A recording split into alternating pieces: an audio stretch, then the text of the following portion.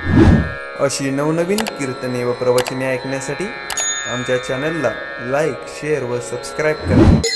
साधकाची दशा उदास असावी, साधकाची दशा उदास असावी, उपाधी नसावी अंतर्वाय.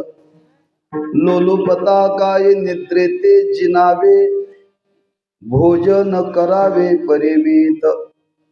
एकांती लोकांती स्त्रियाची भाषण, प्राण गेल्या जाण बोलू नये. लोलुपता काय निद्रेते जिनावे, भोजन करावे परिमित. तुका म्हणे ऐशा साधनी जो राहे, तुका म्हणे ऐशा साधनी जो राहे, तोची ज्ञान लाये गुरुकृपा. लोलुपता काय निद्रेते जिनावे, भोजन करावे परिमित. पांडुरंगा करू प्रथम नमन, दुसरे चरण संतांचिया. त्यांच्या कृपादाने कथेचा विस्तारू बाबाजी सद्गुरु दास तुका. नमो ज्ञानेश्वरा, नमो ज्ञानेश्वरा, निवृत्ती उदारा सोपान देवा. नमो मुक्ताबाई त्रिभुवन पावन्याद्यत्रे जननी देवाची. नमो सद्गुरु तुकया ज्ञान दीपा, नमो सद्गुरु सच्चिदानंद रूपा. नमो सद्गुरु भक्त कल्याण मूर्ती, नमो सद्गुरु भास्करा पूर्ण कीर्ती. साधकाची दशा उदास असावी, उपाधी नसावी अंतर्वाय. लोलुपता काय निद्रेते जिनावे, भोजन करावे परिमित. शिवे करता निवडलेला अभंग श्रीमंत जगद्गुरु श्री तुकोबाराजांचा असून या अभंगातून जगद्गुरु श्री तुकोबाराय परमार्थाची साधना कशा पद्धतीनं करावी, त्या साधनेचा क्रम साधकाला उपदेश म्हणून महाराज या अभंगातून करतात. प्रतिवर्षाप्रमाणे संपन्न होणारा नामोत्सव ग्रामस्थ भाविक भक्त महारूळ या सर्वांच्या सहकार्याने त्या नामोत्सवातील आजच्या दिवसाची सेवा आपल्या वाट्याला आलेली आहे. यथामती चिंतन काय करण्याचा प्रयत्न करू. त्या कोरोनाच्या कालापासून महारूळकरांना विसरल्यासारखं झालं बरं का. बरंच अंतर पडलं मध्ये. कोरोनाचं एक निमित्त झालं आणि दुसरं निमित्त आमचे पितृचरण गेल्यामुळं काही कार्यक्रमाची जबाबदारी वाढली. तेव्हा गुरुजींना सांगितलं, गुरुजी आपल्याला आता काय सेवा घडणार नाही. म्हणजे गुरुजी म्हटले असं बरोबर नाहीये, तुम्ही आलंच पाहिजे. नाही या उत्सवाला नाही जमलं तर तुम्ही जो हनुमान जयंतीचा उत्सव सुरू केला त्या तरी कार्यक्रमाला या. त्यालाही येता आलं नाही. पण यावर्षी मी कार्तिकी झाल्यानंतर आवर्जून गुरुजींना सांगितलं, गुरुजी यावर्षी मी येतो बरं का. पण बऱ्याच वर्षाचा संबंध या गावचा आहे. एक 20 वर्षाचा संबंध सहज आहे. एवढा काल या गावामध्ये आपला या सेवेच्या निमित्ताने गेलेला आहे. नाईलाज झाला.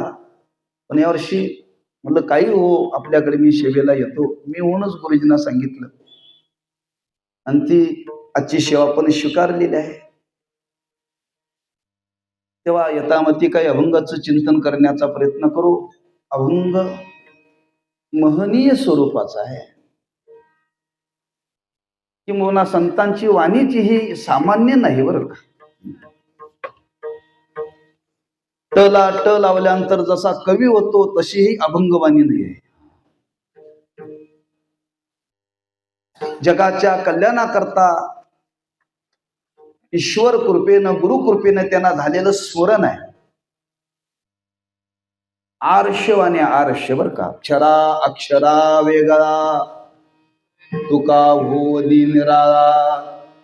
पाहे निगम कळा, बोले विठ्ठल प्रसादे. तुकोबाराय म्हणतात, आम्ही विठ्ठलाच्या प्रसादाने बोलतोय बरं का. अशी संतांची वाणी सामान्य नाहीये. त्यांचा एक एक शब्द आज आमच्या तुमच्या हृदयाचा ठाव घेणार आहे. बरं, ठाव घेणार आहे. आमच्या तुमच्या जीवनाला दिशा देणार आहे. आमच्या तुमच्या जीवनाला प्रेरणा देणार आहे. किंबहुना आमचं तुमचं जीवन त्यांच्या वाणीनं परिवर्तन होणार असे संतांचे शब्द आहेत. बरं का. तेव्हा संत जे बोलले ते हिताच्या दृष्टीनं समाजाच्या बाबतीत बोलले. बरं का.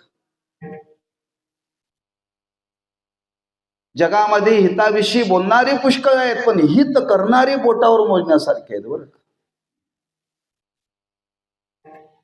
अनेकांना बोलण्याचं स्वातंत्र्य आहे, पण संत जे बोलले हिताकरता बोलले, पण हित व्हावं त्या हिताकरता त्यांनी जीवनामध्ये समाजाच्या बाबतीत काही आपलं जीवन खर्ची घातलं. बरं का. किंबहुना अखिल समाजाचं भलं व्हावं या दृष्टीने त्या महात्म्याने जीवनामध्ये स्वतःच्या संसारावरती पाणी सोडलं. स्वतःच्या संसारावरती पाणी सोडलं. लक्षात ठेवा. कारण जगत उद्धाराचं कार्य करायचं असेल, समाजाला परिवर्तन करायचं असेल, तर आपल्या जीवनामध्ये काही गोष्टीचा त्याग करावा लागतो. आणि संतांनी समाजाकरता केलं. संसाराच्या नावे घालून या शून्य, संसाराच्या नावे घालून या शून्य,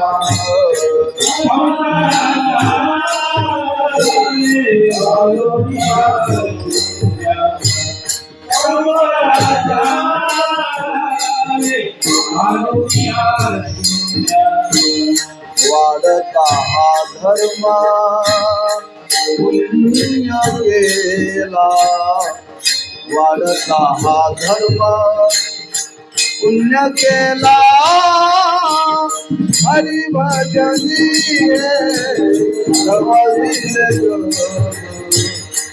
हरिभजनी हे धवळील जग.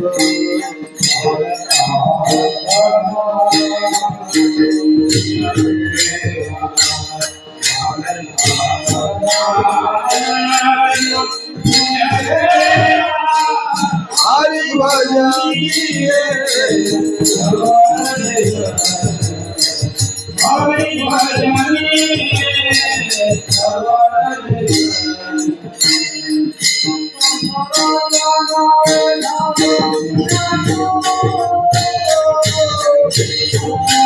वाढता हा पुण्य धर्म केला, वाढता हा पुण्य धर्म केला,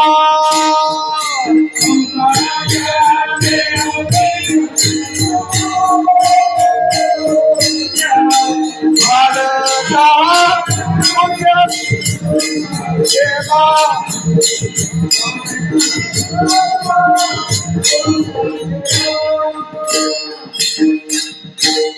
हरी भजनीये धवईले जग, पण कधी संसाराच्या नावे घालून या शून्य. जगाच्या भल्या करता, जगाच्या हिता करता, जगाच्या कल्याणाकरता संतांनी स्वतःच्या उपाधीचा त्याग केला. बरं, याचा अर्थ त्यांना समाजाला काहीतरी योग्य मार्गदर्शन करायचंय, आणि ते योग्य मार्गदर्शन करण्याकरता आज या परमार्थाच्या साधनेच्या संबंधाने काही विचार संतांनी समाजाच्या समोर प्रगट केला. परमार्थाची साधना करण्याचा अधिकार सर्वांना आहे, अ पासून ह पर्यंत,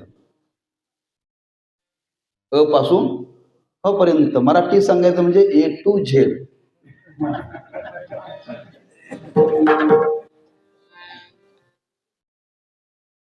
कारण संस्कारच आपल्यावरती असे झालेत. 250 वर्ष ज्यांनी राज्य केलं, जाताना संस्कार ठेवून गेले इंग्रजीचे. तेव्हा आपल्यावर मराठीचा प्रभाव नाहीये, इंग्रजीचा प्रभाव आहे. मराठी प्रत्यय आहे अ पासून ह पर्यंत, पण बहुतांश लोकांना कळतच नाही. बहुतांश म्हणण्यापेक्षा शिक्षकांना कळत नाही, ही दुर्दैव आहे. इथल्या शिक्षकांना सोडून.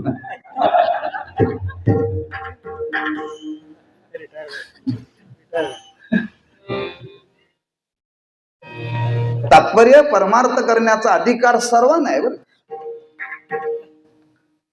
सर्वांनी परमार्थ करावा. हा, कोणाचाही निषेध परमार्थाकरता केलेला नाहीये, पण परमार्थ करण्याचा अधिकार सर्वांना आहे. पण एक विशिष्ट अधिकार असल्याशिवाय परमार्थ करता येत नाही. मी काय वाक्य बोललो लक्षात ठेवा. परमार्थ करण्याचा अधिकार सर्वांना आहे, पण विशिष्ट अधिकार असल्याशिवाय परमार्थ करता येत नाही. अर्जुनाला देव बोलले, अरे अर्जुना, हे गुह्य आहे ना, हे गुह्य कोणाला सांगावं? सुमनवानी शुद्धमती, अनिंदको अनन्य गती, गौपई तया प्रती चावळी जे सुखे. असा अधिकारी असेल त्याला खुशाल सांगावं बरं, खुशाल सांगावं. मग परमार्थामध्ये काय करावं? परमार्थ करण्याचा अधिकार सर्वांना आहे. फक्त परमार्थ करायचा म्हणजे काय? आपण परमार्थाचा अधिकार वाढवायचा बरं. अधिकार वाढवायचा आम्ही, तुम्ही लक्षात ठेवा. माणसं वजन वाढवतात त्यांनी,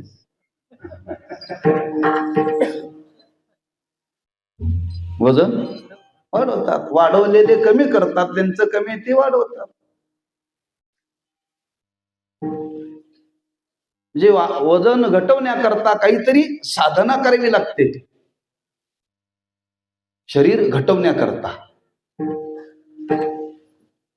तसं परमार्थात आल्यानंतर आपण प्रत्येकाने परमार्थाचा अधिकार वाढवला पाहिजे बरं. जो परमार्थाला अधिकार लागतो तो जन्माला येताना आपण घेऊन आलेलो नाही. थोडेफार माणसं घेऊन आलेत, थोडेफार माणसं घेऊन आलेत. म्हणून परमार्थ करायचा म्हणजे काय? म्हणून मी वाक्य आरंभाला बोललोय, परमार्थ करण्याचा अधिकार सर्वांना आहे. सर्वांना असून सुद्धा सर्व परमार्थात येत नाहीत ना. बरं, आले त्यातले तरी शेवटपर्यंत जातात का? जात नाहीत का? अधिकाराचं गुण आहे. मग परमार्थामध्ये काय करावं? येऊन लोकांचं ऊन काढण्यापेक्षा आपला अधिकार कसा वाढेल असा प्रयत्न करावा. आज माणसं परमार्थाच्या नावाखाली एकत्र येतात आणि त्याचं ऊन काढ, याचं ऊन काढ, त्याला सोरच नाही, त्याला तालच नाही. पण आपल्याला आहे का बघा ना नीट. नसले तर आपण वाढवण्याचा प्रयत्न करा. परमार्थाचा अधिकार वाढवायचा आहे. आणि परमार्थाचा अधिकार वाढवण्याकरता काय करावं लागेल? काही साधना करावी लागेल. फार कठीण नाही बरं का, सोपे. तसा परमार्थ सोपाच आहे, फक्त आपल्याला तो अंगवळणी नसल्यामुळं कठीण वाटतो. अंगवळणी नसल्यामुळं कठीण वाटतो. शास्त्रामध्ये असं वर्णन केले, प्रपंच अवघड आहे पण अंगवळणी पडल्यामुळं तो सोपा वाटतो.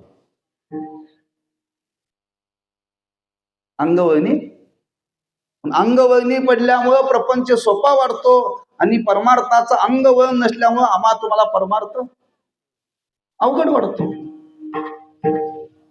मांडी घालून बसणं सोपं आहे का कीर्तनाला बसणं अवघड आहे? जे पाय पसरले त्यांच्याविषयी मला बोलायचं नाही बरं. माझ्या बोलण्याचं काय तुम्ही मी काहीतरी त्याचा विपरीत अर्थ करा. मी आधी सांगितलं ऊन कुणाचं आपल्याला काढायचंच नाही. आम्ही अलीकडे सांगतोय, लोक महाराज म्हणतात आम्हाला कीर्तनाला बसता येत नाही. जसं बसता येईल तसं बसा, पण या कीर्तनाला नाही तुम्हाला बसत, मांडी घालता येत नाही, खुर्चीत बसा. कमीत कमी त्या सावलीत तरी बसा. मग बसायचं स्वातंत्र्य दिलं म्हणून चव्हाट्यावरती बसून ये बरं का. चव्हाट्यावरती बसून ये.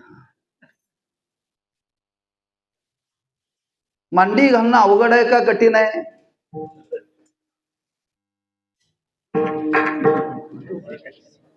सोपं आहे.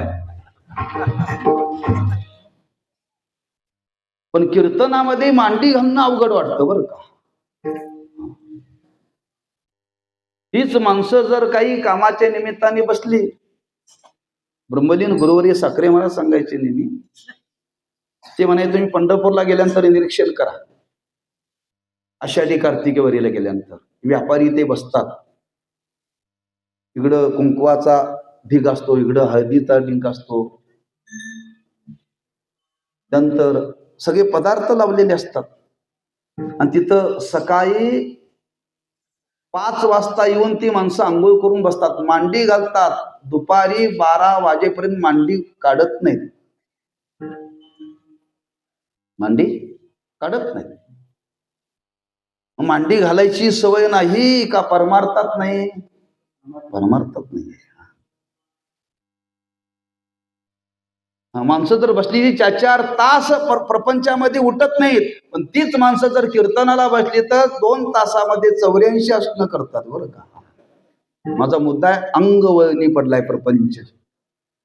त्यामुळे तो सोपा वाटतो आणि परमार्थ अंगवळणी नसल्यामुळे तो अवघड वाटतो. तात्पर्य परमार्थ सोपाच आहे. जर सोपा नसता, कठीण असता तर संतांनी सांगितला नसता बरं का.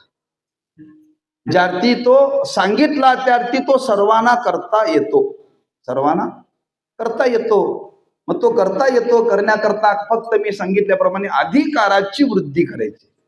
अधिकाराची वृद्धी करायची आहे. आणि अधिकाराची वृद्धी करण्याकरता जो प्रवृत्त झालेला आहे, जो साधनेवरती आरूढ झालेला आहे, परमार्थाची साधना सांगितली आणि त्या साधनेवरती साधना करण्याकरता जो आरूढ झाला, तुकोबारा म्हणतात त्याला म्हणतात साधक.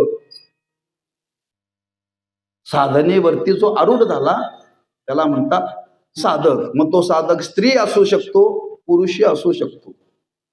तो साधक ब्रह्मचारी असू शकतो, गृहस्थी असू शकतो. लोकांची धारणा काय, साधक म्हणजे ब्रह्मचारी आहे त्याला साधक म्हणतात. कोणत्याही अवस्थेमध्ये राहून साधना करता येते बरं का. म्हणून जो साधनेवरती आरूढ झाला त्याला साधक म्हणावं, किंबहुना साधक म्हणावं.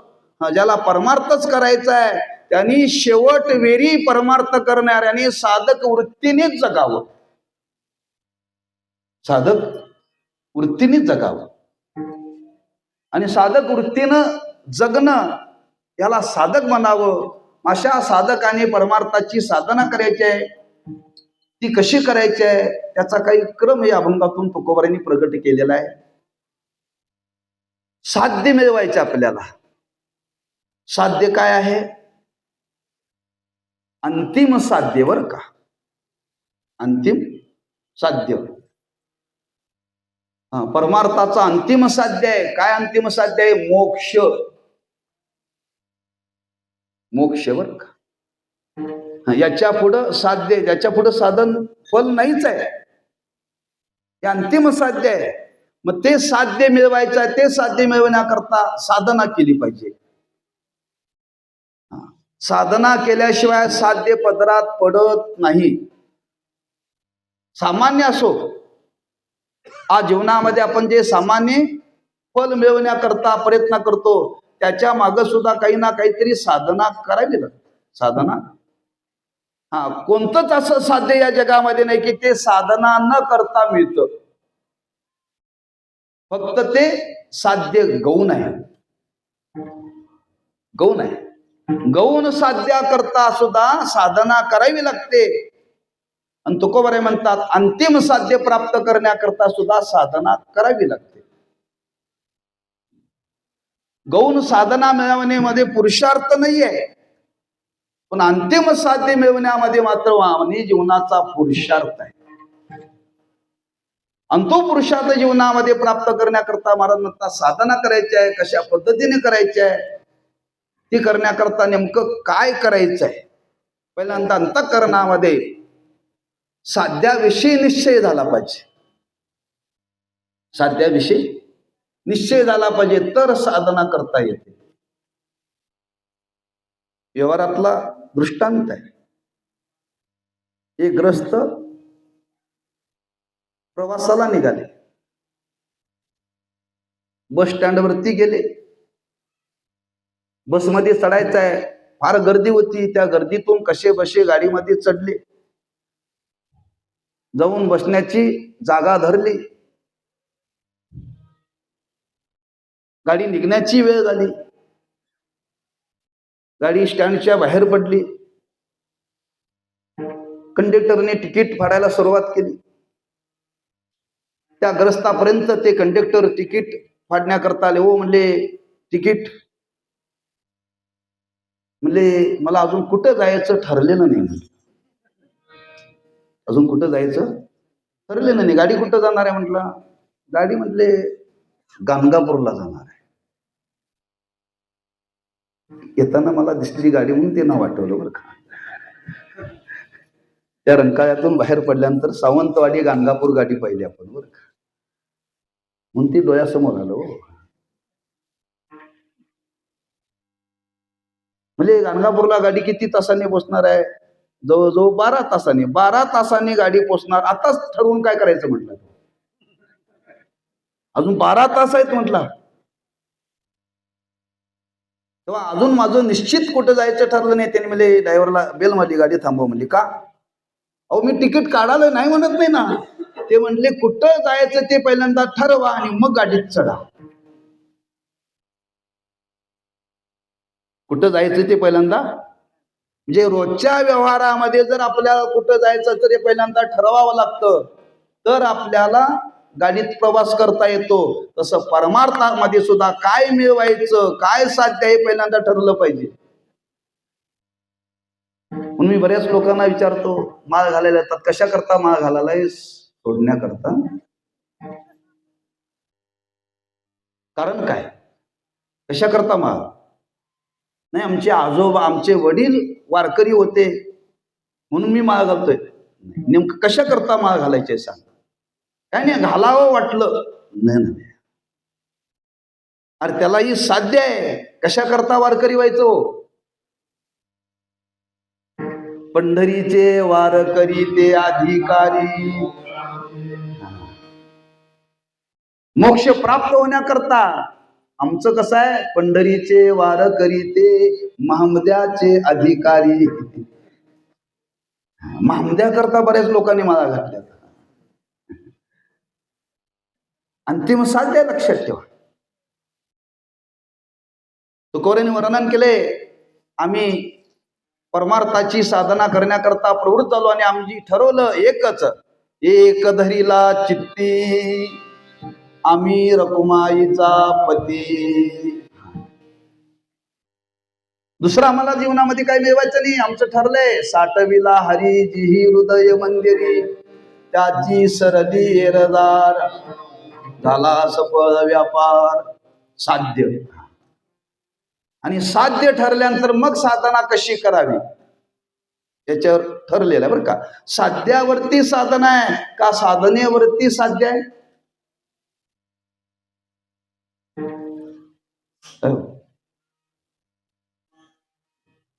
बुवाच्या स्वरावरती स्वर लावायचं का याच्या स्वरावरती बुवानी कीर्तन करायचं. आता लक्षात आलं तुमच्या. बुवाचा जो स्वर आहे त्या स्वरावरती म्हणजे आम्ही काही जमलो पण बुवाला काही 3 लागतं ना. त्या स्वरावरती कीर्तन. काय साध्य त्याच्यावरती साधन बरं. तसं साधन करण्याकरता साध्य ज्याच्या जीवनामध्ये प्राप्त व्हावं त्यांनी निश्चय केलेला आहे आणि तो आता साधना करण्याकरता प्रवृत्त होणार आहे. तुकोबांनी सांगितलं तुम्हाला साध्य प्राप्त करायचं आहे ना. मग साध्य जर प्राप्त करायचं असेल तर तुकोबारे म्हणतात आम्ही सांगतो त्या पद्धतीनं साधना करा. कशी करा त्या साधनेचा पहिला क्रम महाराज अभंगाच्या पहिल्या चरणामध्ये सांगतात.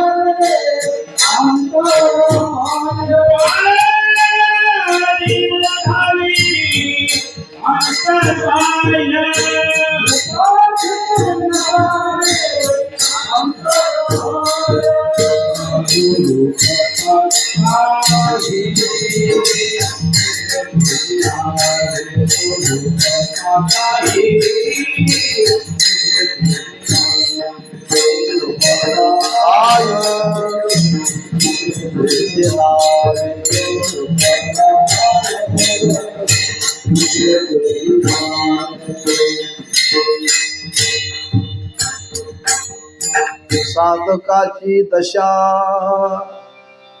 उदास असावी, उपाधी नसावी अंतर्वाय. पहिला मी प्रश्न आपल्या समोर सोडवलेला आहे. जो साधनेवरती आरूढ झालेला आहे त्याला म्हणतात साधक. लोकांची भावना आहे साधक म्हटले काहीतरी वेगळाच आहे, असं काही नाही बरं का. तो प्रापंचिकही असू शकतो आणि तो ब्रह्मचारी सुद्धा असू शकतो. प्रपंचामध्ये राहून सुद्धा त्या साधना करता येते. मग त्या साधकाने जी साधना करायच्या त्या साधकाची वृत्ती कशी असावी? उदास असावी. काय असावी? उदास. उदास म्हणजे वैराग्य संपन्न.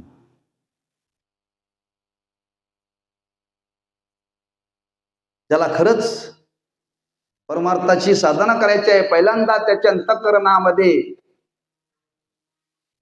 वैराग्य पाहिजे. भोगाच्या इच्छेने प्रवृत्त झालेला मनुष्य परमार्थाची साधना करू शकत नाही.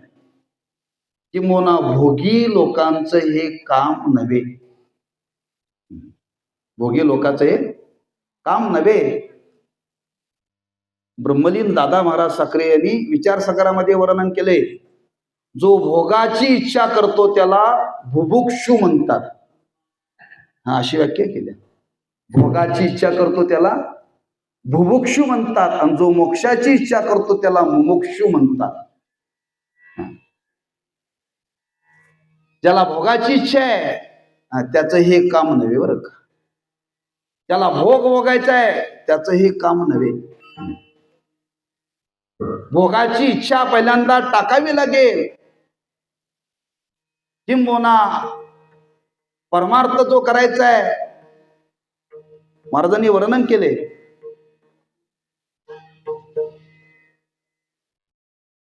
प्रसिद्ध अभंग आहे. आलिया भोगाशी असावे सादर, घालोनिया भार देवावरी. असं परमार्थ करण्याची धारणा पाहिजे बरं का. आलिया भोगाशी असावे सादर. येणाऱ्या प्रसंगाच्या बाबतीत काही प्रसंग आपल्या जीवनामध्ये येतील त्या काळामध्ये त्याचं चित्त स्थिर पाहिजे. दळमता कामा नाही, लक्षात ठेवा. म्हणून पहिल्यांदा साधकाच्या अंतःकरणामध्ये वैराग्याची धारणा पाहिजे. वृत्तीमध्ये वैराग्य पाहिजे. वैराग्य पाहिजे म्हणजे पूर्ण इथं विषयाचा त्याग सांगितलेला नाही. विषयाचा त्याग सांगितलेला नाही. जगण्याकरता जेवढी गरज आहे तेवढा त्याचा अंगीकार अवश्य करा. अधिक त्याच्या अधीन जाऊ नका बरं. म्हणून तुकोबारांनी एक ठिकाणी फार वर्णन केले. विधीने सेवन विषय त्यागा ते समान, मुख्य देव धर्म चित्ती आदि अंती अवसानी. काही मर्यादा सांगितली, त्या मर्यादेने आपण जगण्याची गरज आहे बरं का. इथं वैराग्य शब्दाचा अर्थ सर्वस्वाचा त्याग म्हणजे वैराग्य नव्हे बरं का. आरंभाला जी अंतकरणामध्ये धारणा पाहिजे, वैराग्याची धारणा पाहिजे, अतिभोगाची वृत्ती असू नये. अतिभोगाची वृत्ती असू नये बरं का. पण जशी प्रसंग येतील, जसे पदार्थ प्राप्त होतील, जसा काही कर्माचा संमत असेल, त्या स्थितीमध्ये वृत्तीला बदलता कामा नये, लक्षात ठेवा. ती वृत्ती तिथं स्थिर राहून परमार्थाची साधना केली पाहिजे. आळंदी पंढरीची वारी करत असताना त्याच्यामध्ये काय सांगितलं हो? हे सांगितलेलं आहे, आळंदी पासून पंढरपूरला जाईपर्यंत माणसं त्या वारीमध्ये चालतात, त्याग वृत्तीनं चालतात का भोग वृत्तीनं चालतात? त्याग वृत्तीनं. ऊन आलं तरी सण करतात, पाऊस पडला तरी सण करतात, थंडी पडली तरी सण करतात, उशिरा खायला मिळालं तरी सण करतात, कच्चं खायला मिळालं तरी सण करतात, नाही खायला मिळालं तरी. ते कुठं? पंढरीच्या वाटेवरती, घरात नाही बरं का. घरात कमी जास्त झालं तर जमत नाही का. त्याग वृत्ती आहे तिथं. पूर्ण आळंदी पासून पंढरपूरला जाईपर्यंत एकच वृत्ती आहे, त्या देवाच्या भेटीला जायचं आहे. आणि देवाच्या भेटीला जात असताना कुठल्याही पदार्थाविषयी त्याच्या अंतकरणामध्ये तादात्म्य नाहीये. तादात्म्य नाही, लक्षात ठेवा. ज्या ज्या पदार्थाचा संबंध येईल त्या त्या पदार्थाविषयी कायम साधकाने त्या वृत्तीनंच राहावं बरं का. ज्ञानोबाने दृष्टांत दिलेलं आहे. ज्ञानोबा म्हणतात, एखादा प्रवासी प्रवास करण्याकरता निघाला आणि प्रवास करता करता एका धर्मशाळेमध्ये उतरला. धर्मशाळेमध्ये उतरला, त्याची राहण्याची व्यवस्था झाली. रात्रभर त्या धर्मशाळेमध्ये झोपला आणि सकाळी पुन्हा सूर्योदयाला त्या धर्मशाळेतून बाहेर पडला. रात्रभर ज्या धर्मशाळेमध्ये झोपला, बाहेर पडताना असं त्याला वाटतं का जाताना कुलूप लावून किल्ली खिशात घालून जावं? वाटतं त्याला? रात्र झाली, मात्र निघाली, माझी झोप झाली, पुढच्या प्रवासाला निघालो. आता त्या धर्मशाळेविषयी त्याच्या चित्तात स्मरण सुद्धा राहत नाही. याला म्हणतात उदास. वस्ती कर वस्ती आला. प्रातःकाळी उठून गेला. तसंच प्रपंचात राहायचं आहे, तसंच प्रपंचात राहत आहे. माणसं एसटीमध्ये 2 तास बसतात, पण माझी जागा म्हणतात बरं का. माझी जागा. कीर्तन सुद्धा ज्याची जागा ठरली त्या जागेवरती दुसरा मी या जागेवरती रोज बसतोय. अरे कुठली जागा घेऊन बसलाय? 7-12च्या उताराला नाव लागलेली ती सुद्धा आपली जागा नाही आहे, तर 2 तासाची जागा कुठली असेल? ज्या उपाधीमध्ये आपण राहणार आहे त्या उपाधीविषयी महाराज म्हणतात उदास वृत्तीनं राहावं पहिल्यांदा. आणि अशी उदास वृत्ती ज्याच्या जीवनामध्ये आहे त्याच्याच जीवनामध्ये साधना घडते. साधना घडते. आमचा तर अनुभव फार आहे. आमचा तर अनुभव फार आहे. कारण आम्हाला रोज गाव फिरावं लागतं. मग आम्हाला राहायला लोक चांगल्या बंगल्यात ठेवतात बरं का, अतिशय चांगल्या. आम्हाला आयुष्यात बांधणं होणार नाही, पण चांगल्या बंगल्यात राहायला मिळतं बरं का.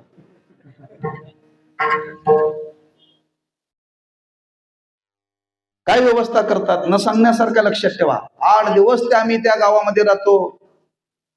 फॅन काय, एसी काय, नाश्ता काय, अंथरून ते गालीचे काय टाकलेले असतात. पण काला करून निघताना असं वाटत नाही की 7 दिवस इथे राहिलो, एखादा गालीच्या बॅगेत घालावा असं वाटत नाही कधी.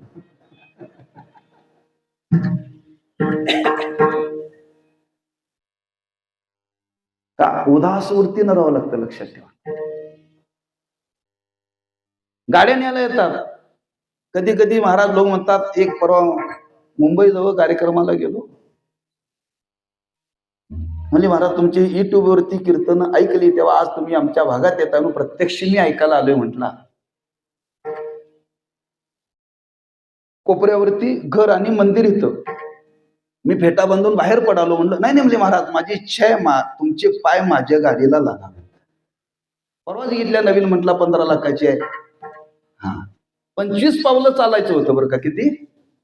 पण त्यांना आग्रह केला, महाराज तुम्ही माझ्या गाडीत बसूनच देवापर्यंत जायचं. पण बसून गेलो तरी त्या गाडीत मी बसलोय, अशी गाडी मला मिळेल का, पुन्हा ही आपल्याला भेटेल का, मनात सुद्धा येत नाही. लक्षात ठेवा. आणि येऊच नये. पण जेवढा उपाधीचा, जेवढा विषयाचा जीवनामध्ये संबंध येणार आहे, त्या सर्व पदार्थाविषयी, त्या विषयावरती साधकाने पहिल्यांदा कसं राहिलं पाहिजे? उदास. याला उदास म्हणतात. कशाला? लोकांची भावना काय? ज्याचा चेहरा पडलाय, गबाळ गणती राहतो, त्याला उदास म्हणत नाही बरं का. त्याची वृत्ती तशी पाहिजे, त्याची वृत्ती तशी पाहिजे. म्हणून साधकाची दशा उदास असावी. आम्ही आश्रमात शिकायला होतो त्यावेळी एक ठाकूर बुवाच्या परंपरेतले एक आमच्या बरोबर शिकायला होते बरं का. आपल्या संप्रदायामध्ये ठाकूर बुवांची एक परंपरा आहे, फार मोठी आहे. आणि त्या परंपरेतले एक होते, आता ते फडाचे मालक आहेत. त्यांची घोड्याच्या मागं 2 नंबरला दिंडी आहे. त्या ठाकूर बुवांनी आळंदी पंढरी वारीवरतीच देह ठेवला. वेळापूरच्या पुढे गेल्यानंतर ठाकूर बुवाची समाधी, तिथं गोल रिंगण असते बघा. आणि त्या परंपरेतले त्यांचे घराण्यातल्या आश्रमात शिकायला होते.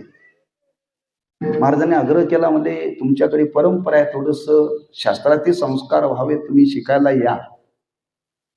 बऱ्याच लोकांना साखरे महाराजांनी आग्रह केला बरं का. बरीच परंपरा, तुमच्या मागे समाज आहे, पण तुम्हाला डोळसपणा नाही आहे. तुम्हाला डोळसपणा नाही आहे. या समाजाला कुठेतरी डोळसपणा करण्याकरता थोडस आमच्याकडे शिका. बऱ्याच लोकांना सांगितलं. आपले फडाचे अधिकारी भास्कर महाराजांच्या विठ्ठल दादा, त्यांना सांगितलं बरं का. दादा म्हणले, महाराज आम्हाला एवढी कीर्तन करावं लागतं, तेवढी कीर्तन करावं, तुमच्याकडे शिकायला कधी येऊन द्या. महाराज म्हणले, चातुर्मासात या. चातुर्मासात नाही जमलं 1 महिना तरी या. तारुण्यात असताना त्यांना सांगितलं बरं का. फार आग्रह केला साखरे महाराजांनी, तुम्ही शिकायची गरज आहे का, तुमच्या मागं समाज आहे, समाजाला आंधळ ठेवू नका, डोळ्यात ठेवा. तसं अनेक मठाचे अधिकारी शिकायला होते, बरेच होते. आमच्यावरती कुकुरमुंडेकर महाराजांचा मठ आहे, त्या गादीवरचे उद्धव महाराज म्हणते आम्ही होतो त्याला शिकायला होते बरं का. गुंडा महाराजांचा मठ आहे, त्यांच्या वंशातले तिथे शिकायला होते. तसे ठाकूर बुवांच्या घराण्यात शिकायला होते. ते म्हणजे, महाराज मी शिकायला आलो असतो, मला रोज चहा लागतो म्हणले, मला चहा लागतो. महाराज म्हणले, चहा प्या पण शिकायला या. चहा प्या पण शिकायला या. त्यांच्याकरता चहाची व्यवस्था केली. त्याने एक स्टो दिला, चहा करून तुमचं तुम्ही पीत जा बरं का. मी त्यांच्या संगतीत गेलो आणि मला त्यांनी सवय लावली. मला त्यातला एक मुद्दा सांगायचा आहे. ते शिस्तबद्ध त्यांचं राहणीमान होतं बरं का. माझ्या वयाचेच होते. हा अभंग आम्ही म्हणायला लागलो ना, ते काय म्हणायचे, साधकाची दशा उदास असावी. नाही, ते म्हणायचे साधकाची दशा अप टू डेट असावी. हा अभंग म्हटला की त्यांचं म्हणणं हेच, उदास नाही, अप टू डेट. हे इस्त्री पाहिजे कपड्याला, निळ घातलेली पाहिजे, शिस्तबद्ध पाहिजे, असं गबाळगंती राहायचं नाही म्हटले. मी कशा करता सांगितलं, तुकोबारे म्हणतात उदास असावी, आणि काही लोक म्हणतात अप टू डेट असावी. म्हणजे जी साधना करायची आहे, ती साधना करत असताना त्या उपाधीमध्ये आपण राहणार आहे. ज्या पदार्थाचा जीवनामध्ये संबंध येणार आहे, त्या पदार्थाविषयी त्यागाची वैराग्यशील वृत्ती असावी. आणि या वृत्तीनं राहून साधना करावी. पहिला विचार म्हणला साधकाची दशा उदास असावी. असावी. तुकोबाराय म्हणतात भक्त उदास असतात. फरक आहे बरं का. इथं असावी शब्द आहे आणि तिथं काय भक्त ऐसे जाना जे देही उदास. ती अवस्था आहे आणि साधना आहे. दोन्हीतला फरक बरं का लक्षात ठेवा. साधना ही करावी लागते आणि अवस्था ही प्राप्त होत असते. लक्षात ठेवा. अवस्था ही प्राप्त होत असते. एक मुलगा म्हटला आईला, आई तू किती सण करतेस, किती सण करतेस. आम्ही बोललो, तुझ्या अंगावरती उड्या मारल्या, सगळं काय केलं तरी तू सण करतेस. मी सण करतो, माझ्याबरोबर तू खोड्या कर. जमेल? नाही जमेल. आई आई ही एक अवस्था आहे. लक्षात ठेवा. बाई म्हणजे आई नव्हे. बाई म्हणजे आई नव्हे. त्या अवस्थेला तिला जावं लागतं, तेव्हा आई मातृत्व तिच्या जीवनामध्ये येतं. मग तिथं शब्द आहे भक्त ऐशे जाना जे देही उदास. अवस्था आहे. तिथं साधना सांगतात, राहायचं आहे बरं का प्रयत्नाने. तिथं सहजच आहे. साधकाची दशा उदास असावी. पहिला विचार म्हणला उपाधी नसावी अंतर्बाह्य. आतली आणि बाहेरची उपाधी. दोन प्रकारची उपाधी सांगितली बरं का. आतली उपाधी कोणती? काम, क्रोध, लोभ, ही आतली उपाधी. बाहेरची पत्नी, धन, दारा, पुत्र, ही बाहेरची उपाधी बरं का. दोन प्रकारची उपाधी आहे. एक आतली उपाधी आणि बाहेरची उपाधी. त्यातल्या त्यात परमार्थामध्ये बाहेरच्या उपाधीपेक्षा आतल्या उपाधीचा प्रतिबंध फार आहे. बाहेरच्या उपाधीपेक्षा आतल्या उपाधीचा प्रतिबंध फार आहे. बघा ना, घरातली बायको म्हणते सप्ताह चालाय कीर्तनाला जा, ते म्हणते मी जाणार नाही. बायकोचा प्रतिबंध नाही बरं का. म्हणजे रोज कीर्तनाला जा, ते म्हणते मी जाणार नाही. का? याची इच्छाच नाही ना. आतून प्रतिबंध आहे. आतून प्रतिबंध आहे. घरातली माणसं कीर्तनाला पाठवायला तयार आहेत. घरातली माणसं पंढरपूरला जा म्हणतात, ते म्हणते मी जाणार नाही. कधी कधी बाहेरची उपाधी बरी एका परीनं, पण आतली उपाधी फार प्रतिबंधक आहे बरं का. म्हणून अर्जुनाने देवाला प्रश्न केला, देवा हे एवढे मोठे मोठे विद्वान ज्ञानी मरून येणारे, हे यांच्या जीवनामध्ये असं पाप कसं काय घडलं? तिथं भगवंतांनी उत्तरले कामयेश क्रोधयेश रजोगुण समुद्भवा. हे विकार त्याच्या अंतःकरणामध्ये, जी उपाधी आहे ती उपाधी त्याला प्रवृत्त करते. बाहेरचा त्याग केलाय त्यांनी, विद्वत्ता मिळवण्याकरता बाहेरचा त्याग केलाय, पण आतला त्याग केलेला नाही बरं का.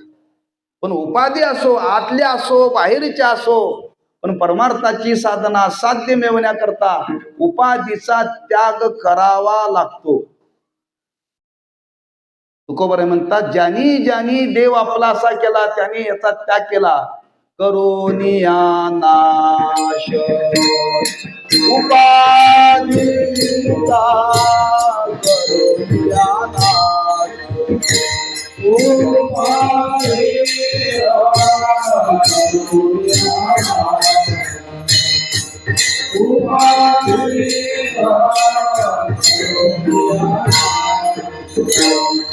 देवती पये धरिला जाया, देवती पये धरिला जाया.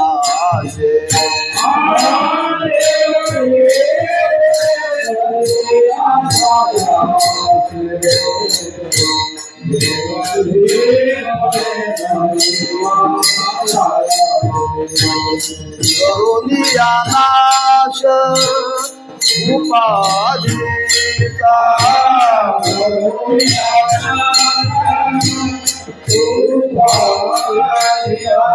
करोनिया नाश उपाधीचा,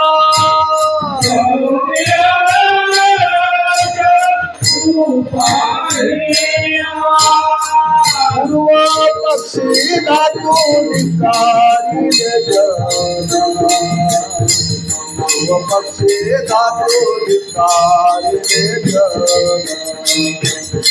पूर्व पक्षी धातू निकारिले जना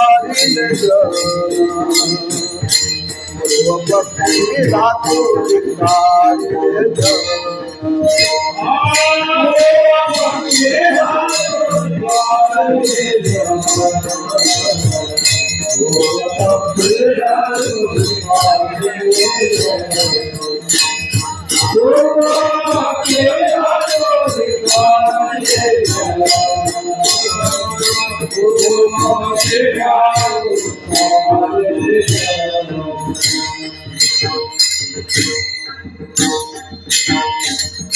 देवती बळे धरिला सायाशे करोनियाना शिवपादीचा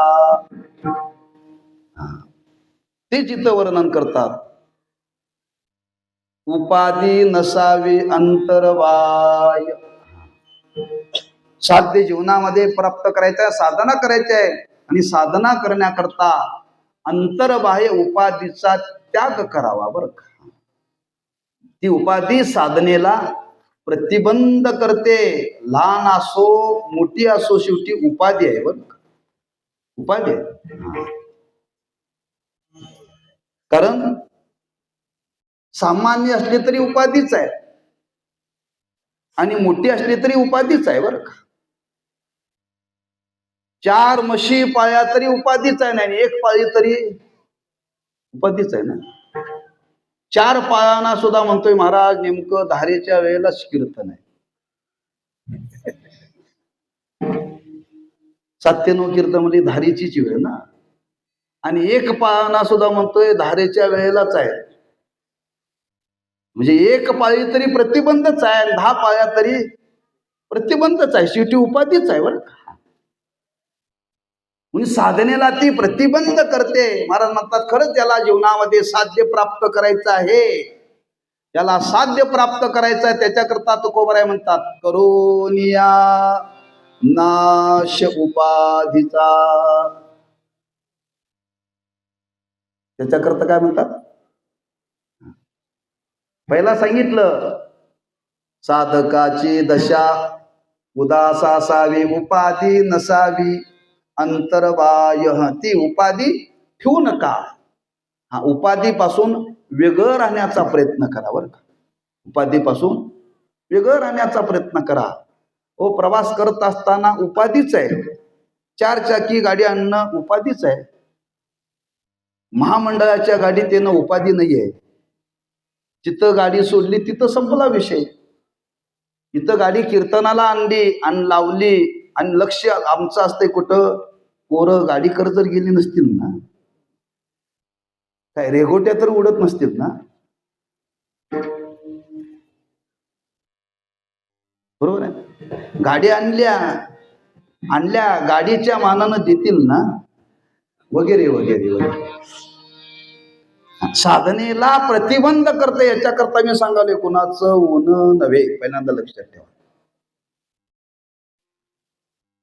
प्रतिबंध आहे, लक्षात ठेवा.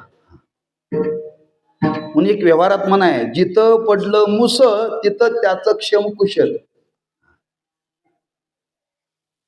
हा, कीर्तन झालं तिथं मंदिरात झोपला, सकाळी दिवस उगवला, काकडा केला, आंघोळ केला, पुन्हा रस्त्याला लागला, काय टेन्शन नाही हो. असाच परमार्थ आमच्या वडिलांनी आयुष्यभर केला.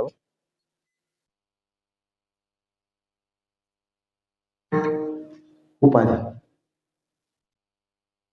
आतली उपाधी असो बाहेरची उपाधी असो ती प्रतिबंध करते. लक्षात ठेवा. ज्याला जीवनामध्ये साध्य प्राप्त करायचं आहे, साधक म्हणून घ्यायचं आहे, साध्यापर्यंत जायचं आहे, त्याने उपाधी कमीत कमी वाढवू तरी नये. उपाधी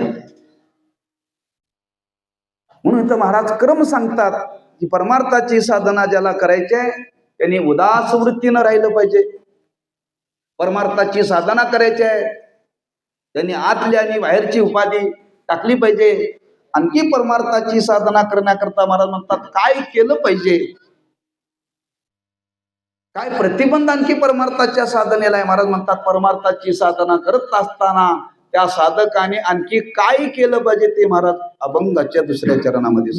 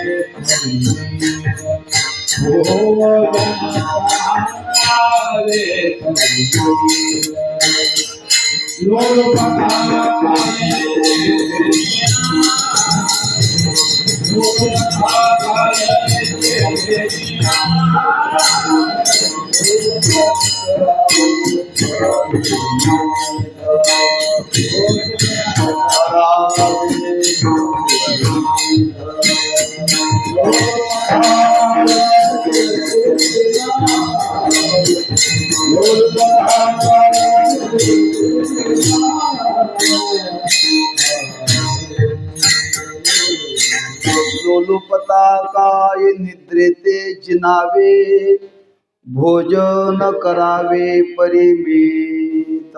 लोलुपता म्हणजे हवेखोरपणा हा माणसाच्या स्वभावामध्ये आहे बरं का. लोलुपता काय, लोलुपता जी काय आहे ना, हा ती साधकाच्या अंतकरणामध्ये राहता कामा नये. निद्रेते जिनावे, झोपेला जिंकावं, आणि भोजन करावे परिमित. हे अवघड वाटतंय आपल्याला. म्हणून मी पहिल्यांदाच आरंभाला प्रस्तावनेमध्ये बोलून गेलो. अवघड का वाटतं आपल्याला? हे अंगवळणी नसल्यामुळं अवघड वाटतं. आणि प्रपंचाचं अंगवळणी असल्यामुळं आपल्याला सोपं वाटतं. आपल्याकडे रात्री पाण्याची टायमिंग बदलते, बदलते ना. कधी 2 वाजता उठून जावं लागतं, कधी 4 वाजता उठून जावं लागतं. माणसं जातात कधी. पण त्याच माणसाला म्हटलं मंदिरात झोपायला तुमचा विण्याचा पारा 2 वाजता आहे, तो नाही म्हणते झोप मोड होते. 2 वाजता उसाला पाणी पाजायला जाताना तुमची झोप मोड होत नाही, आणि विण्याचा पारा रात्री 2 वाजता घेत असताना झोप मोड होते का? ते अंगवळणी आहे, हे अंगवळणी नाही. एवढंच फरक आहे.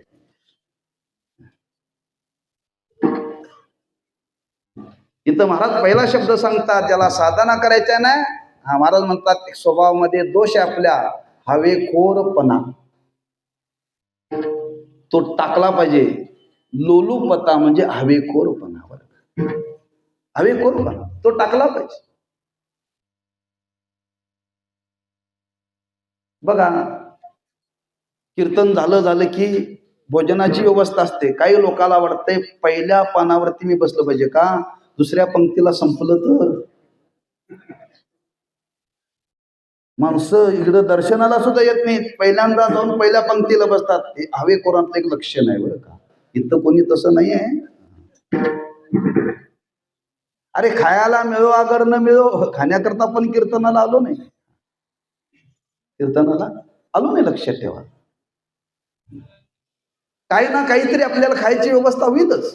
नाही पहिल्या पंक्तीला, नाही दुसऱ्या नाही तिसऱ्या. संपलं तर काही ना काही तर आपल्याला हे खायला देतीलच. पण अशा भावनेनं कुठंतरी जाऊ नये बरं का. हा स्वभावातला दोष आहे, आणि हा जर दोष जर तुमच्या अंतःकरणामध्ये असेल तर साधना घडणार नाही. लोलुपता काय, लोलुपता काय म्हणजे हे आपल्या अंतःकरणाला त्याचं स्मरण सुद्धा होता कामा नये, असं त्याचा अर्थ बरं काय. लोलुपता काय हे त्याला त्याची जाणीव सुद्धा होऊ नये साधकाला. अशा वृत्तीने त्याने राहावं. निद्रेते जिनावे. निद्रेते जिनावे म्हणजे आपल्या आवाक्यात झोप राहिली पाहिजे. आपण झोपायचं म्हटलं की झोपायचं, उठायचं म्हटलं की उठायचं. शक्य आहे? आहे. हा, पडल्या पडल्या झोप लागते. आपल्याला पहाटे 4ला उठायचं म्हणजे बरोबर 4ला जाग येते. कोणी उठवायला लागत नाही, गजर करावा लागत नाही. का? आपल्या हातात आहे. आपण झोपेच्या आधीनं जायचं नाही, आपल्या आधीनं झोप राहिली पाहिजे. लक्षात ठेवा. म्हणून तुकोबांनी वर्णन केले, युक्त आहार विहार नेमेंद्रियाशी सार, नसावी बासर निद्रा बहुभाषण. मर्यादा सोडून जी झोप घेतली जाते त्याला बासर निद्रा म्हणतात. बरं का? जो झोपेच्या आधीनं जातो ना, अशी निद्रा झोपेच्या आधीने झोपणाऱ्या माणसाचं परमार्थ साधना करण्याचं काम नवी. लक्षात ठेवा. त्यानं झोप ताब्यात ठेवली पाहिजे आणि ठेवता येते. झोप ताब्यात ठेवता येते. झोपेच्या आधीनं जायचं नाही, झोपेच्या आधीनं नाही. परमार्थाची साधना करायची आहे. नियम आहे, विद्यार्थ्याने 10ला झोपावं आणि पहाटे 4ला उठावं. पहिल्या हाकेत उठावं. बरं का?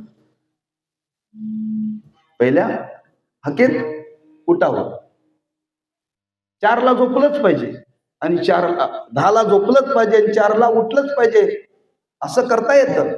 वळण लावावं लागतं. लक्षात ठेवा. दुपारी झोपायचं. किती वेळ झोपायचं?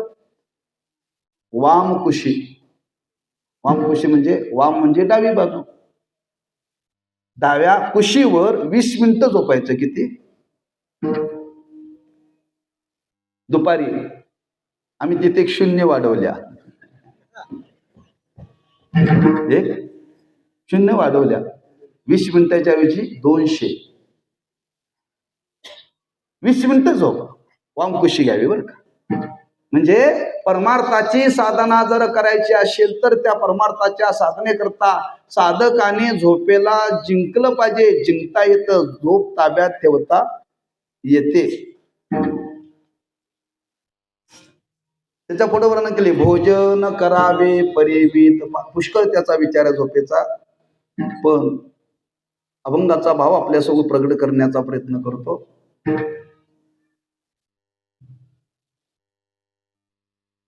तर अति झोपण्याने माणसाचा तमोगुण वाढतो असं शास्त्र सांगतं. बरं का?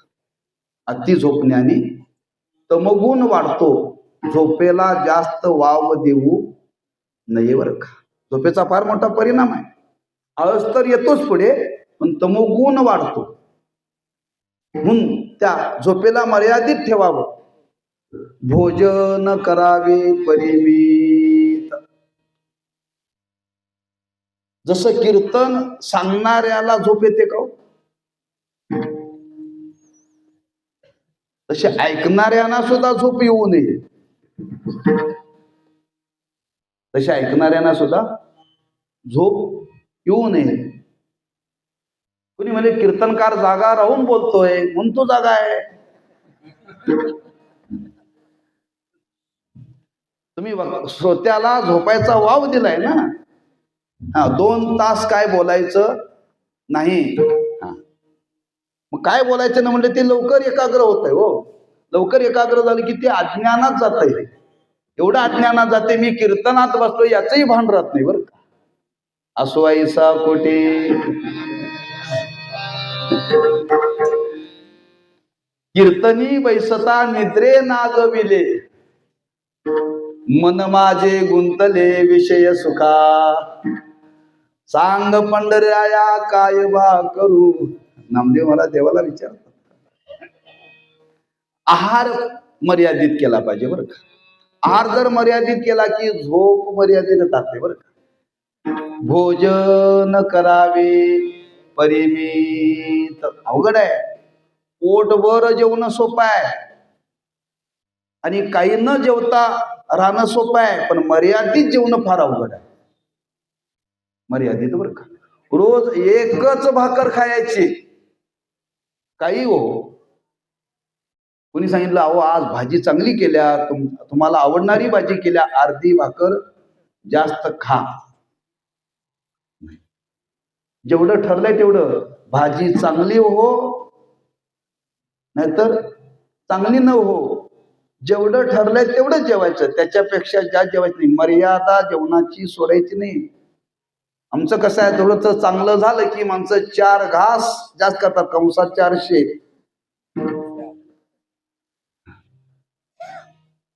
भोजनाला प्रमाण आहे, लक्षात ठेवा. परिमित जेवण करावं रोज, बर का. फक्त सप्ताहाच्या कालात नव्हे. साधना करायची आहे आणि साधना करण्याकरता भोजनाला मर्यादा सांगितली. जेवढ्या मर्यादे, कारण वर्णन केलंय शरीराला जगवण्याकरता जेवढं लागतं तेवढं खाऊ घालावं. बरं, अति खाऊ घालू नये. आम्ही जगवण्यापेक्षा अनेकाला जगवता कसं येईल एवढं आपण खाऊ घालतोय. बरं का. आमच्यावरती कोण कोण जगतात? तो डॉक्टर आमच्या तुमच्यावरती जगतात. आपण जर मर्यादित जेवायचं ठरलं तर तुम्हाला मी आत्मविश्वासाने सांगतो, दवाखाने बंद पडतील. दवाखाने बंद पडतील. बरं का. भोजन करावे परिमित, त्याची मर्यादा आहे. शास्त्रामध्ये वर्णन केले. या शरीराचे 4 भाग सांगितले. किती? 4 भाग सांगितले. त्यापैकी एक भाग रिकामा असावा, एक भाग पाण्याने भरलेला असावा आणि अर्धा भाग भोजनाचा असावा. आमचे 4ही भाग अन्नानेच भरलेत.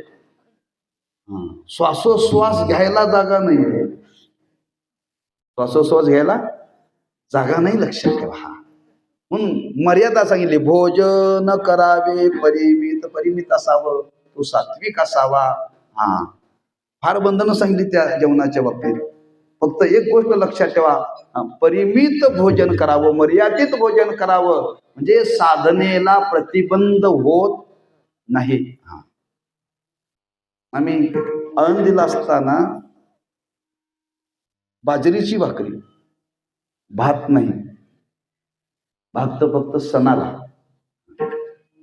बाजरीची भाकरी खायची सकाळी, आणि सकाळी शिल्लक राहिलेली संध्याकाळी खायची. बरं का. बाजरी ती लवकर कडक होते, मग संध्याकाळी खायची. आता दुपारचीच बाजरीची भाकरी संध्याकाळी ती खात असताना कशी खायची? आता ती तुकडे भाजीला लावून खाता येत नाही. संध्याकाळी आश्रमात पद्धत, त्याला फक्त पातळ वरण. बर का. कांदा नाही, लसूण नाही, नुसतं मोहरी टाकून फोडणी टाकलेलं. किती छान लागत असेल हो. त्यात डाळ सुद्धा कमी. आणि अशा त्या वर्णामध्ये दुपारच्या राहिलेल्या भाकरी खायच्या, चुरून खायच्या. त्यातल्या राहिलेल्या रात्रीच्या सकाळी नाश्त्याला चटणी बरोबर ती तुकडी खायची. तुम्हाला सांगतो, तो काळ आम्हाला असा होता, असो ऐसा कोठे आठवची. कधी आम्हाला पोह्याची आठवण येत नव्हती, कधी शिऱ्याची आठवण येत नव्हती, कधी उपीटाची आठवण येत नव्हती. आता आम्हाला बाजरीच्या भाकरीची आठवणच येत नाही. लोक विचारतात, महाराज मोठ्या रव्याचा उपीट करू का बारीक रव्याचं करू, का शेवयाचं करू? ते बारीक शेवयाचं का मोठ्या शेवयाचं? चांगल्या तुपात करू का चांगल्या तेलात करू? तो काळ साधनेतला काळ. बरं का. आम्ही एकादशीला शाबूची खिचडी खात होतो. मला अनुभव सांगतो, फार आनंदाचा काळ. बरं का. आता ती शाबू कुरडी असायची, उतरायची नाही. त्या शाबूला घालायला दूध कुठं? दूध नाही, काही नाही. आम्ही काय करायचं, ती फोडणी टाकलेली शाबू मऊ होण्याकरता पाणी ओतायचं त्यात, आणि पाणी त्यात थोडं ओतलं की ती मऊ व्हायची. आणि ती पाणी टाकून, जसं दूध टाकून आपण पाणी खातो, शाबू खातो, तसं आम्ही त्या काळामध्ये पाणी ओतून शाबू खात होतो. पण ती दूध टाकून खाल्ल्यासारखी लागत होती. बरं. भोजन करावे परिमित, परिणाम वजन कधी वाढलं नाही, शरीरामध्ये तेज राहतं, सतेज राहतो मनुष्य. आळस कधीही येत नाही, लक्षात ठेवा. साधनेमध्ये तो तत्पर राहतो, तत्पर. आळस नावाचा प्रकारच नाही, लक्षात ठेवा. आणि या पद्धतीनं आपल्याला आयुष्यभर साधना करायची आहे, काही कालापुरती नाही, आयुष्यभर साधना करण्याकरता याच पद्धतीनं महाराज म्हणतात भोजन करावे परिमित. त्याच्या पुढे सांगतात ती परमार्थाची साधना करत असताना त्या साधकाला सांगतात, हे वा साधका, आणखी तुला बंधन पाळावं लागेल. काय करावं लागेल? एकांती लोकांती स्त्रियाशी भाषण, प्राण गेल्या जाण बोलू नये. तुका म्हणे ऐशा साधनी जो राहे, तोची ज्ञान राहे गुरुकृपे. लुलू पता काय निद्रे तेज नावे, भोजन करावे परिमित. याच ठिकाणी अभंगाचा भावार्थ झाला असं समजून एकदा संप्रदायपूर्वक पूजन करू आणि उर्वरित काळामध्ये 2 चरणाचा भाव समून सेवा वेळेमध्ये पूर्ण करू. सर्वांनी हाताने टाळी वाजवा, मुखाने भगवंताचं नाम घ्या, कोणी आळस करू नका. विठोबा रघुमाई जय जय विठोबा रघुमाई, विठोबा रघुमाई. साधकाची दशा उदास असावी, उपाधी नसावी अंतरवाय. लोलुपता काय निद्रे तेज नावे, भोजन करावे परिमित. जो साधक आहे, जो साधनावरती आरूढ झालेला आहे, त्या साधकाला तुकोबऱ्या सांगतात एकांती लोकांती स्त्रियाशी भाष्य. हे 2 बाजूनी लावायचं बरं का. स्त्री पुरुष साधक असेल तर त्याने एकांती लोकाशी स्त्रियाशी भाषण करू नये, आणि स्त्री जर साधक असेल तर एकांती लोकांती पुरुषाशी भाषण करू नये. एका बाजूने नाही लावायचं बरं का. म्हणून मी सांगितलं स्त्री सुद्धा साधक आहे आणि पुरुष सुद्धा साधक आहे. जो साधना करतो त्याला साधक म्हणतात बरं का. दोघालाही साधना करता येते, दोघालाही पथ्य पाळायचं आहे. एकांतामध्ये पुरुषाने स्त्रीशी बोलू नये आणि स्त्रीने पुरुषाशी बोलू नये. का बोलू नये त्याचा मी विस्तार करत नाही, वेळेच्या अभावी म्हणा. आणि तुम्हाला तो विस्तारच जर पाहायचा असेल तर नाथ महाराजांचं चिरंजीव पद वाचा. चिरंजीव पद पावावयाशी, आन उपाय नाही साधकाशी. वर्णन केले नाथ महाराजांनी, फार विस्ताराने केले. निवांत बसून एकदा वाचा.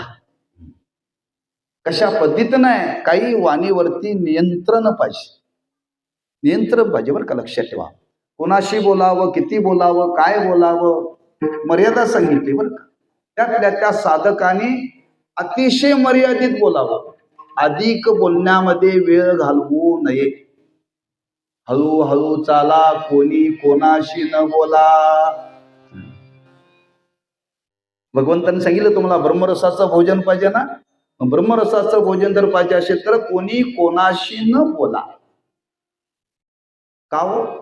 का बोलू नये? शास्त्र सांगतं बोलण्यातून स्नेह वाढतो, आणि स्नेह मुलाने दुःखाने. स्नेह हा दुःखाला कारण आहे. कीर्तन झाल्यानंतर आपण बोलतो, बोलता बोलता बोलता मैत्री झाली, आणि मैत्री झाल्यानंतर महाराज आमचा फोन नंबर घ्या बरं का. अधून मधून फोन करत जा बरं का. नाही फोन केला तर बोलण्यातून मित्रता निर्माण झाली, आणि मित्रता निर्माण झाली ती मित्रता टिकवण्याकरता बोलावं लागतं. आणि जर फोन करायचा जर बंद केला तर महाराजांनी बहुतेक आमच्यावरती नाराज दिसतात, बोलत नाहीत. मित्रता सुटण्याची शक्यता, म्हणजे शेवटी पत्रात दुःखच आहे का नाही. त्याच्यापेक्षा बोलूच नका ना कोणाला, बोलूच नका कोणाला, कामापुरतं बोला. किंबहुना असं वर्णन केले, जो साधक आहे त्या साधकाने आपल्या पत्नीशी सुद्धा मर्यादित बोलावं बरं का. व्यवहार जेवढा करायचा ना तेवढंच बोलावं, त्याच्यापेक्षा अधिक बोलण्यामध्ये वेळ त्याने घालू नये. बोलण्यातून स्नेह निर्माण होतो, आणि तो स्नेह आपल्या जीवनामध्ये दुःख निर्माण करतो. ती प्रतिबंध आहे. म्हणून एकांती लोकांती स्त्रियाशी भाषण प्राण गेल्या जाण बोलू नये. वाणीवरती संयम पाहिजे.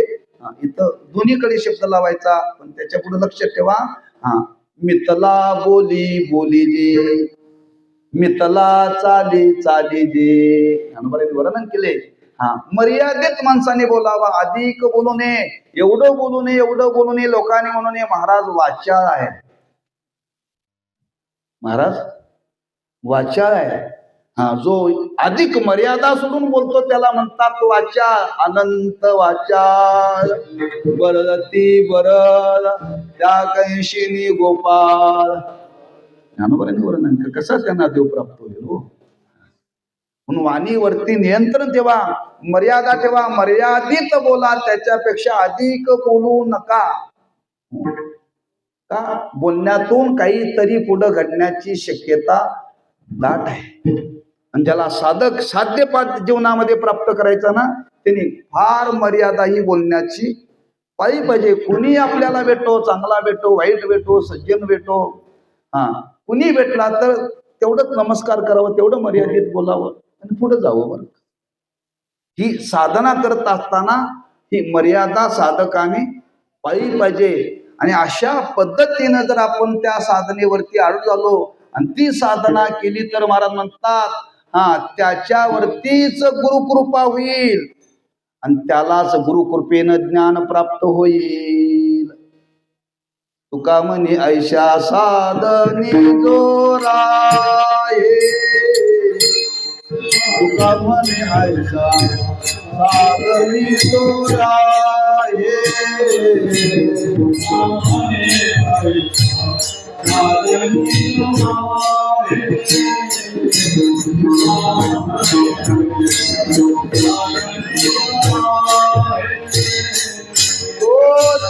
ज्ञान लाहे गुरुकृपे, तोची ज्ञान लाहे गुरुकृपे.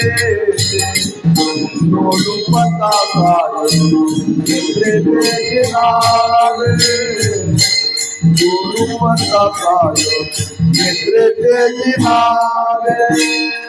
तोची ज्ञान लाहे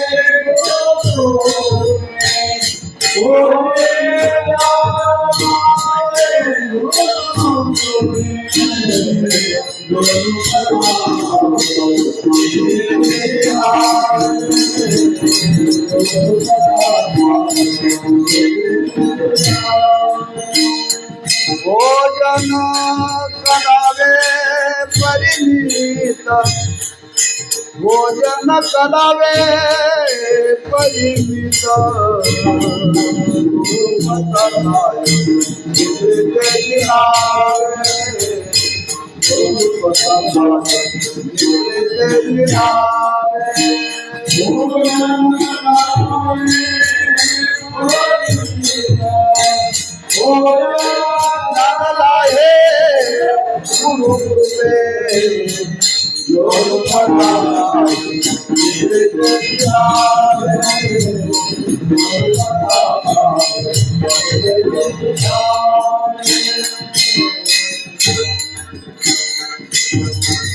तुका म्हणे ऐशा साधनी जोर आहे. याला खाली नोंद करा.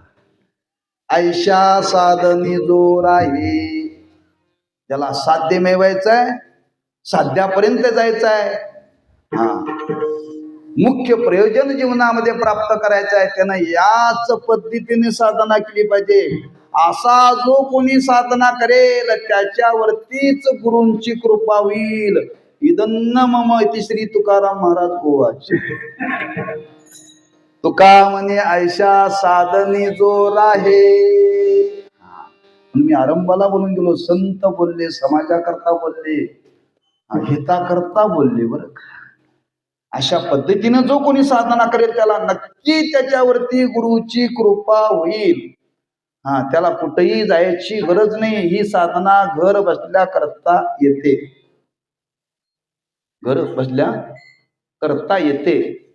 फक्त मार्गदर्शन पाहिजे, मनाने करू नये.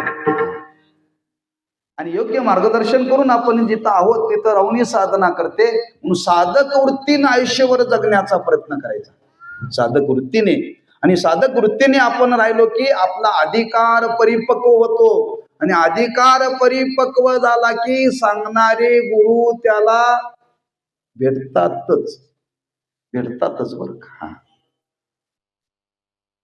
अधिकाराची परिपूर्णता झाल्यानंतर, तुकोबारांच्या जीवनामध्ये अधिकाराची परिपूर्णता झाल्यानंतर, सापडविले वाटे जाता गंगा स्नाना, मस्तकी तो जाना ठेविला कर. ते गुरुच त्या शिष्याचा शोध घेत येतात बरं का. म्हणून आपण अधिकार वाढवायचा आहे आणि तो अधिकार वाढवण्याकरता या पद्धतीनं साधना करायची आहे. आणि अशी साधना केली की गुरूंच्या कृपेने आपल्याला ज्ञान होईल. ते ज्ञान म्हणजे कोणतं? मी सच्चिदानंद स्वरूप आहे, अशा बोधावरती त्यांच्या कृपेने आपल्याला प्राप्त होता येतं. आणि या पद्धतीनं आपल्या जीवनामध्ये साधना करावी, ती प्रत्येकाला करता येते. म्हणून आपण ती साधना या पद्धतीनं जर आपण जीवनामध्ये केली तर निश्चित आपल्याला साध्य प्राप्त होईल. आणि या मानवी जीवनामध्ये ते साध्य प्राप्त झालं की समजावं आपलं जीवन कृतार्थ झालं. ज्याच्याकरता आलो ते आपल्याला आपण मिळवलेलं आहे. आता मिळवायचं काही शिल्लक राहिलेलं नाही. असं शेवटी आपल्याला वाणीतून उद्गार बाहेर पडतील, असं या परमार्थाचं वैभव आहे. अशी साधना घडावी म्हणून तुकोबारे आम्हाला तुम्हाला सांगतात. तुका म्हणे आयुष्या साधिनी जोर आहे, तोची ज्ञान लाहे गुरुकृपा. लोलुपता काय निद्रे ते जनावे, भोजन करावे परिमित ज्ञानेश्वर माऊली ज्ञानराज माऊली